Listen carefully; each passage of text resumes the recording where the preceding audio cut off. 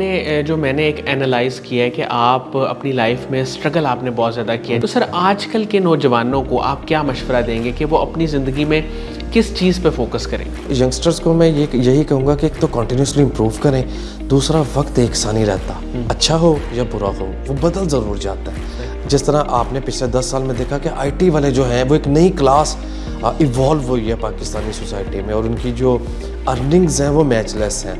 Youth को इस चीज़ पे नज़र रखनी है कि आने वाले दिनों में जो डोमिनेटिंग प्रोफेशंस हैं वो क्या होंगे, बस उस पर आपकी नज़र होनी चाहिए।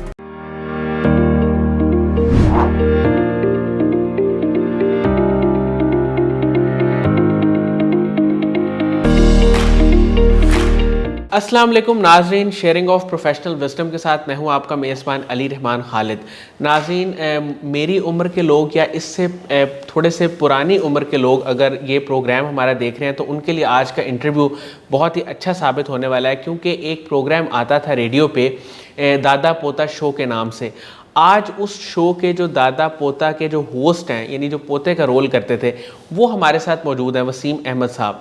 आज हम इनसे जानेंगे कि इनका रेडियो का सारा सफ़र और वो जो ब्रॉडकास्ट एक जर्नलिज़म था उसमें इन्होंने कब कदम रखा, और वो सफ़र का आगाज़ कब और कैसे हुआ, और किस तरह इन्होंने अपने वक्त का एक हिट शो यानी दादा पोता शो उसमें इनको काम मिला, इन्होंने काम किया और क्या क्या उससे सीखा, और उस शो से लोगों की ज़िंदगी में क्या वैल्यू ऐड हुई, ये सारी बातें आज हम इनसे जानने की कोशिश करेंगे। और उस शो के बाद इन्होंने जो है लोगों को फाइनेंशियल गाइडेंस देना स्टार्ट की, उसके बारे में भी हम इनसे जानेंगे। अस्सलाम वालेकुम वसीम अहमद साहब, कैसे हैं आप? मैं ठीक ठाक। सर मैं आगाज़ यहाँ से करूँगा, जैसे आपने बताया मुझे भी थोड़ी देर पहले कि आप बैक एंड पे बतौर रेडियो इंजीनियर या जो बैक स्टेज जितने भी काम होते हैं आप उनको देखते थे जी। तो सर फिर कैसे मौका बना, कैसे मौका मिला, किस तरह वो सरकमस्टांसेस क्रिएट हुए कि आप खुद होस्टिंग में आ गए? अच्छा अली, यूँ है कि मेरा बैकग्राउंड जो एजुकेशनल बैकग्राउंड वो इंजीनियरिंग का असल में। अच्छा। हाँ, मैंने इलेक्ट्रॉनिक्स एंड टेलीकम्युनिकेशन पढ़ी हुई है। मैं बैकएंड पे रेडियो में काम करता था। वहाँ से मुझे एक अपॉर्चुनिटी ये मिली कि 2005 में ना डिज़ास्टर आया पाकिस्तान में, ज़लज़ला आया। तो उस वक्त जो इंस्टीट्यूट ऑफ कम्युनिकेशन स्टडीज़ के डायरेक्टर थे डॉक्टर मुग़ी साहब, अल्लाह करी के रहमत करे, चले गए। उन्होंने मुझे कहा कि आपने मुजफ्फराबाद में रेडियो लगाना है, वो भी खेमे में। अब स्टूडियो में काम करने वाले लोगों ने जाके एक पहाड़ी पे खेमे में काम करना, वो बड़ा एक एक्सपोजर था। ह्यूमैनिटी के लिए वहाँ काम करने का मौका मिला। फिर चूँकि वो एक मतलब ज़लज़ले से मुतासरा इलाका था तो वहाँ सब जाने के लिए तैयार भी नहीं थे। जाहिद बिलाल साहब वहाँ होते थे। वहाँ एक अपॉर्चुनिटी ये मिली, उन्होंने कहा कि बैकएंड पर उन्होंने मुझे देखा कि अगर ट्रांसमिशन स्मूथ चल रही है ना तो ये बिल्कुल रिलैक्स बैठा है, और इंजीनियर्स का रोल ऐसा ही होता है। उन्होंने कहा इसको काम पे लगाया जाए, तो उन्होंने माइक मेरे हवाले कर दिया कि आप जो ट्रांसमिशन है उसको देखें। थोड़ा सा एक्सपोजर वहाँ से मिला। वो 120 दिन का आप कह लें कि एक प्रोजेक्ट कह लें या एक खिदमत थी लोगों की। वापस आए तो मुझे मेरे उन्हीं दिनों के कोलीग्स ने जो है वो मोटिवेट किया कि इंजीनियरिंग के साथ मुझे मैस कम्युनिकेशन भी पढ़नी चाहिए। मैं मैस कम्युनिकेशन पढ़ने के लिए उसी डिपार्टमेंट में मैंने एडमिशन लिया। तो वहाँ रिजवान रज़ी साहब से मेरी मुलाकात हुई। कौन सी यूनिवर्सिटी में? पंजाब यूनिवर्सिटी में। तो रिजवान रज़ी साहब से मुलाकात हुई। एक सीजनड जर्नलिस्ट पहले से ही थे और उनका एक 20-25 साल का पहले से करियर मौजूद था। तो वहाँ उन्होंने एक मेरे साथ आइडिया शेयर किया जो इनिशियली मुझे समझ नहीं आया, दादा पोता शो के नाम से। और ये पर्सनल फाइनेंस, पर्सनल ग्रूमिंग का था। और ये आइडिया उन्होंने मुझसे इसलिए शेयर किया, जब क्लास में तारुफ हो रहा था ना, मैं पहले से रेडियो में काम कर रहा था, तो असातिज़ा ने ये पूछा कि आपको रेडियो लगाने का मौका मिले तो आप कैसा रेडियो लगाएंगे? तो मेरा जवाब ये था कि मैं एक ऐसा रेडियो लगाऊंगा जिसको बाप और बेटी इकट्ठे बैठ के सुन सकें। ये बात रिजवान रज़ी साहब भी सुन रहे थे, क्योंकि unfortunately with due respect to everyone, Pakistan में जो रेडियो की क्वालिटी है ना वो 95 से स्टार्ट हुआ, 2005-06 तक ना वो क्वालिटी काफ़ी नीचे आ गई थी। रात को जनाब लड़के लड़कियाँ गप्पे मार रहे हैं, तो वो कंटेंट जो है ना वो बहुत कंप्रोमाइज़ हो रहा था। इस ख्वाहिश का मैंने इज़हार किया और वहाँ से दादा पोता शो का आइडिया जो है आप कह लीजिए उसकी बुनियाद रख दी गई। अच्छा सर, मैं ये जानना चाहूँगा, माशाल्लाह तकरीबन 15 साल ये शो भी चलता रहा जी। तो मुझे ये बताइएगा कि आपने पर्सनली इससे क्या सीखा, और जिस तरह आप बता रहे थे इसने आपकी पर्सनल लाइफ में क्या वैल्यू ऐड की, और जो डिफरेंट केसेस हैं लोगों की ज़िंदगी इसने किस तरह बदली, क्योंकि ये एक बेसिक ग्रूमिंग का प्रोग्राम था। जी, इसमें चीज़ें ज़ाहिर है ऐड भी होती गई। अब पर्सनल फाइनेंस को हम एड्रेस करते थे, नेशनल इकोनॉमी, अब माइक्रो और मैक्रो दोनों लेवल पे। उसके बाद इसमें एजुकेशन और जो एजुकेशनल कंसल्टेंसी है वो भी ऐड हो गई, ख़ासतौर पे स्कॉलरशिप्स के हवाले से। रिजवान रज़ी साहब जो है वो बहुत ज़्यादा एक्साइटेड भी थे, मोटिवेट भी थे, और उनका एक दुख भी था। वो अपनी जगह यूँ दुरुस्त थे। वो कहते थे कि पाकिस्तानी स्टूडेंट्स के, क्योंकि आपको पता है जितने भी इंटरनेशनल स्कॉलरशिप्स आते हैं वो कंट्री वाइज भी उसकी एक सेगमेंटेशन हुई थी, तो पाकिस्तानी स्कॉलरशिप्स मोस्टली ज़ाया हो जाते थे। ये उनका बड़ा दुख था कि हमारे बच्चे एक्सपोजर ना होने की वजह से पढ़ने नहीं जाते। तो यूँ एजुकेशन उसमें ऐड हुई। मेरी उसमें लर्निंग या ग्रूमिंग ये थी कि नॉलेज जो है ना वो प्रिवेल करता है। पहली बात यह है, इंसान प्रिवेल नहीं करता, नॉलेज प्रिवेल करता है। ये मैंने उससे सीखा। उसके बाद पर्सनल फाइनेंस, इकोनॉमी और पॉलिटिकल इकोनॉमी का वो प्रोग्राम था, तो उससे मेरी ये भी ग्रूमिंग हुई कि कमाता शायद हर इंसान है, उसकी बेहतर मैनेजमेंट हर इंसान के बस की बात शायद एक्सपोजर ना होने की वजह से नहीं होती। कर तो शायद सारे सकते हैं लेकिन एक्सपोजर नहीं होता। तो वहाँ से एक नया थॉट, एक नई लर्निंग स्टार्ट हुई कि पैसे की मैनेजमेंट बेहतर करके आप आगे जा सकते हैं। और वहीं से फिर मेरी आप जो कैपिटल मार्केट्स और इन्वेस्टमेंट पोर्टफोलियोज़ हैं उसकी कंसल्टेंसी की बुनियाद पड़ी। मतलब स्टेपिंग स्टोन है ना, एक के बाद दूसरा, दूसरे के बाद तीसरा। सर अभी आप स्टॉक मार्केट को देख रहे हैं, मेरा सवाल सबसे पहले तो ये मैं आपसे करूंगा कि आजकल जो मुल्की हालात चल रहे हैं, क्या इसमें जो है वो पैसों से पैसे कमाना या कोई बिजनेस करना या स्टॉक मार्केट से अर्न करना क्या पॉसिबल है? मोर देन पॉसिबल ही मैं से कहूँगा। उसकी वजह ये है कि अगर मुझे ये मौका मिले समझाने का कि मैं पेपर पेंसिल पे या बोर्ड पर समझा पाऊँ, तो जो स्टॉक मार्केट का गेन होता है ना, अगर आप Warren Buffett school of thought देखें, स्टॉक मार्केट का गेन मैचलेस होता है, मैचलेस होता है। और मेरा दुख ये भी रहा, ये रिजवान रज़ी साहब का भी दुख था कि अहले पंजाब का जो इकोनॉमी के हवाले से फाइनेंशियल लिटरेसी है ना, थोड़ी कम है। लोगों के जो है ना एक्सपोजर वो बहुत महदूद देखा है।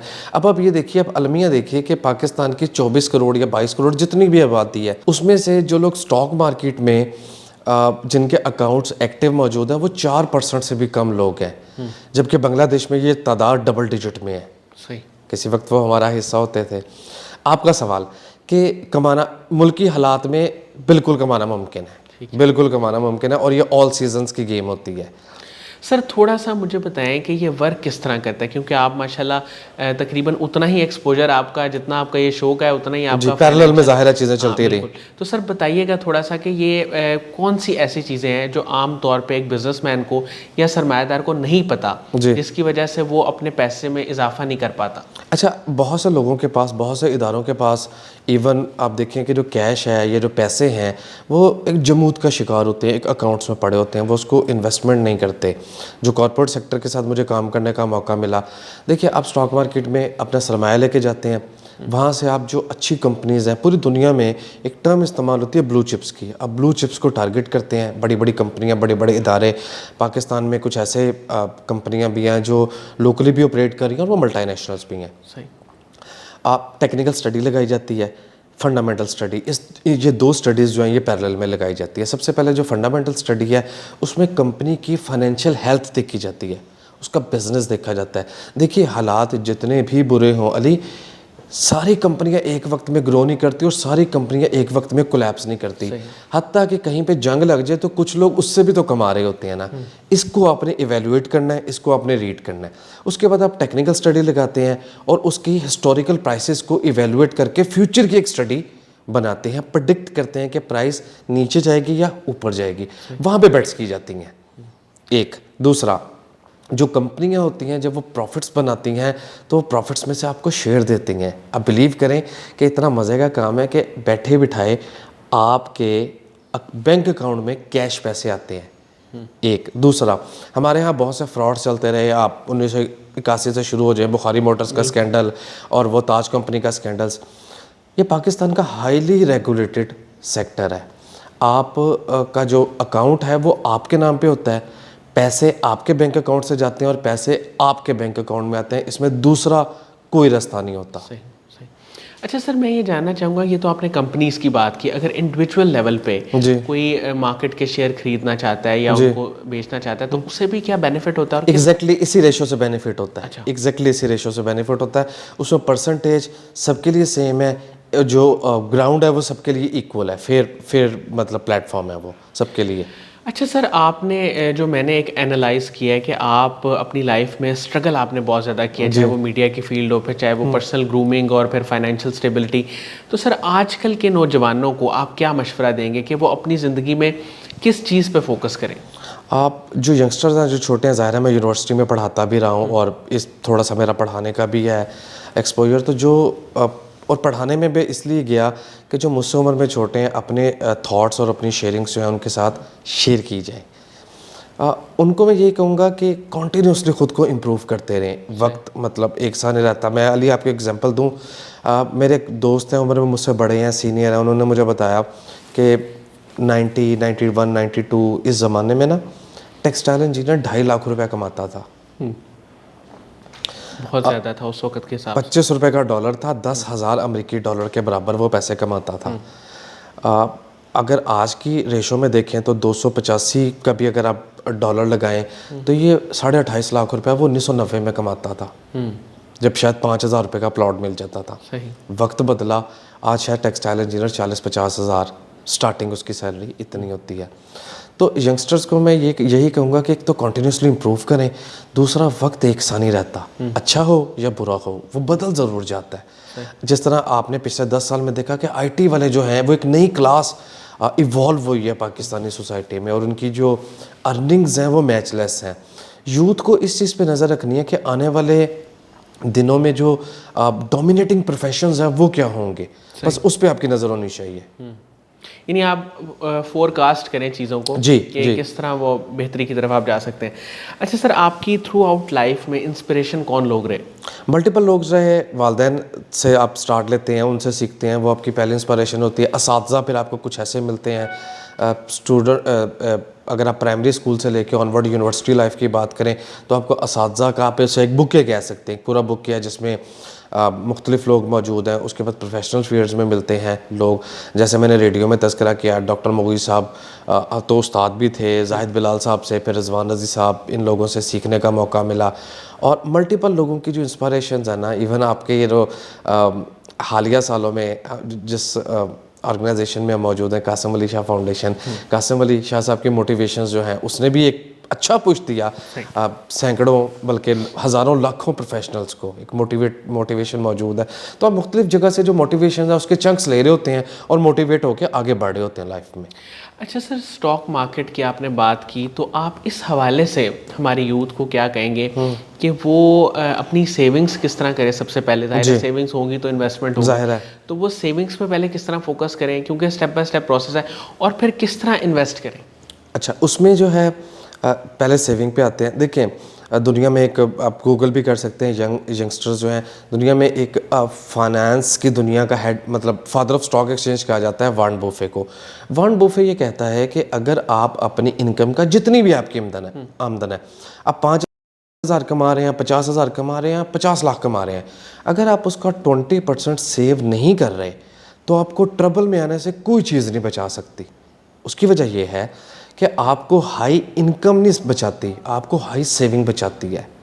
आपने बहुत से एग्जेक्टिव्स को देखा होगा कि किसी भी हालात की वजह से जब उनकी जॉब जाती है तो अल्लाह ताला सबको महफूज रखे, वो एक हम मुहावरतन कहते हैं ना कि भाई वो तो सीधा सड़क पे आ गया, सड़क पे आने वाली सूरत हाल हो जाती है। नंबर 1 सेविंग करें और कॉन्टीन्यूसली हर महीने आप सेविंग करें और हर महीने आप इन्वेस्टमेंट करते चले जा रहे हैं। इन्वेस्टमेंट के लिए स्टडी के बहुत से मॉडल्स और मॉड्यूल्स मौजूद हैं, उनको थोड़ा सा देख लें, अच्छे शेयर्स में इन्वेस्ट करें। मेरा ख्याल है अगर 21-22 साल की उम्र में एक यंगस्टर यूनिवर्सिटी से अपनी एजुकेशन कंप्लीट करके प्रोफेशनल लाइफ में जाता है और थोड़े थोड़े भले 5-10 हज़ार ही सही बचाता है, तो मेरा ख्याल है कि उसे 45-50 के दरमियान जो है वो कम अज़ कम बिलियनियर होना चाहिए। सही, वो बिलियन प्लस पे उसको होना चाहिए। ये हमारे यहाँ फाइनेंशियल लिटरेसी जिसे कहना चाहिए थोड़ी कम है, हम तवज्जो नहीं करते, फिर ट्रबल में आ जाते हैं। सही सर, कुछ बुक्स या कोई लेक्चर्स आप रिकमेंड करना चाहेंगे, और जो लोग आपसे रब्ता करना चाहते हैं जी। मैं चाहूँगा कि उनको भी आप बताएं अपना फेसबुक आईडी या इंस्टा या जहाँ पे जी भी ज़रूर। थोड़ा जो अली आपका पहला सवाल है कोई बुक्स वगैरह, इस पे मैं आपसे भी और आपके जो देखने वाले ऑडियंस हैं उनसे भी माजरत ही करूँगा, क्योंकि स्टॉक मार्केट डायनामिक प्लेटफॉर्म है, यहाँ रोज़ाना की बात नहीं है। सही। जो यस्टरडे की बात है या डे बिफोर यस्टरडे की बात है वो आउटडेटेड हो चुकी है। सही। तो आपको कॉन्टीन्यूसली चीज़ों का आइडिया ज़रूर होना चाहिए। कोई इतनी इंटेंसिव स्टडी नहीं है, आपको सिर्फ इन टच रहना है। कांटेक्ट करने के लिए मेरा ट्विटर हैंडल मौजूद है वसीम अहमद के नाम से। फेसबुक पे मेरा पेज मौजूद है, पेज भी मौजूद है, अकाउंट जो पर्सनल मेरा अकाउंट है वो भी वसीम अहमद के नाम से। उसके अलावा दादा पोता शो का जो फेसबुक पेज है वो भी मौजूद है, उसके थ्रू भी मतलब टीम वहाँ मौजूद है। बाकी जो मेरे साथ अटैच लोग हैं वो उन मैसेजेस को, चीज़ों को देख रहे होते हैं, उसके थ्रू भी रब्ता किया जा सकता है। और अगर आपका प्लेटफॉर्म इजाज़त देगा तो आप मेरा ईमेल भी दे सकते हैं, मुझे ईमेल भी कर सकते हैं। बता दें आप क्या ईमेल है? जी, अब मेरा जो ईमेल है वो WSEEMGENIOUS2000@gmail.com। उस वक्त जीमेल ने मुझे अलाउ किया तो थोड़ा सा ये लेंथी, आप इसे लिख के भी शेयर कर सकते हैं ऑडियंस के साथ। बहुत बहुत शुक्रिया वसीम अहमद साहब, आपने हमारे लिए टाइम निकाला। नाज़रीन, मुझे उम्मीद है कि इनकी गुफ्तगू से आपको बहुत कुछ सीखने को मिला होगा। ख़ास तौर पे जो इन्होंने बात की वो आजकल के दौर में जो कि एक इकनॉमिक मेल्टडाउन का दौर चल रहा है, उसमें ये बहुत इंपॉर्टेंट है कि आप किस तरह अपनी सेविंग से अपने आप को, अपने घर वालों को बचाते हैं और उनका ख्याल रखने की कोशिश करते हैं। तो मुझे उम्मीद है कि आपको इस इंटरव्यू से बहुत कुछ सीखने को मिला होगा। इसके साथ ही इजाज़त दीजिए, अपना बहुत ही ख्याल रखिएगा। अल्लाह हाफ़िज़।